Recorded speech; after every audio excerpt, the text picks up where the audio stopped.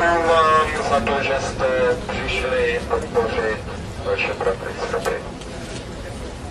Úplně na začátku mi dovolte, abych přečetl petičního výboru, který je svolavatelem této demonstrace a kterou poté, co ji přečtu, můžete zde z vaší strany napravo podepsat, a která bude přidána v poslanecké sněmovně naší republiky s tím, že doufáme, že dojde k tomu, že bude iniciovat zákon a zavázání naší vlády, aby nepřijala nebo neodsouhlasila samostatnost jakéhosi státního v uvozovkách patvaru pana drogového dílera Tačiho.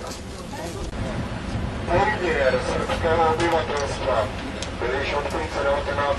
století uměle snižován násilným způsobem a zkreslení poměru vzhledem k národnostním menšinám byl dovršen na přelomu tisíciletí, neboť všichni, kteří se odmítali podřídit vůli dnes na tomto území vládnoucích separatistických polovojenských organizací, zapletených do organizovaného zločinu, byli členy těchto organizací a skupin zabiti, vyhnáni, případně všichni raději sami utekli.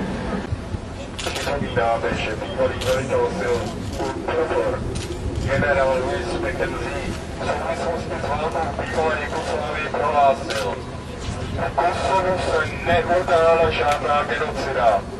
Kosovští Albánci nás dokonale využili.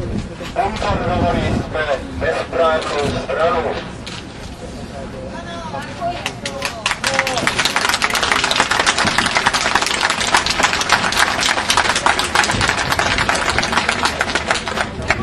Nejzávažnějším argumentem proti uznání tohoto jednostranného aktu je nepochybně porušení standardních norem mezinárodního práva a přijatých vyjádření jediného světového kompetentního orgánu, kterým je Rada bezpečnosti OSN.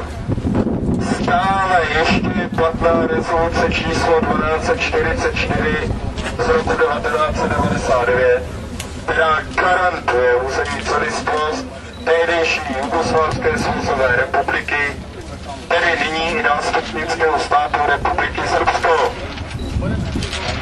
Uznání vyhlášení nezávislosti tedy může být interpretováno jako pošlapání autority světové organizace, která jako instituce tímto ztrácí svůj význam.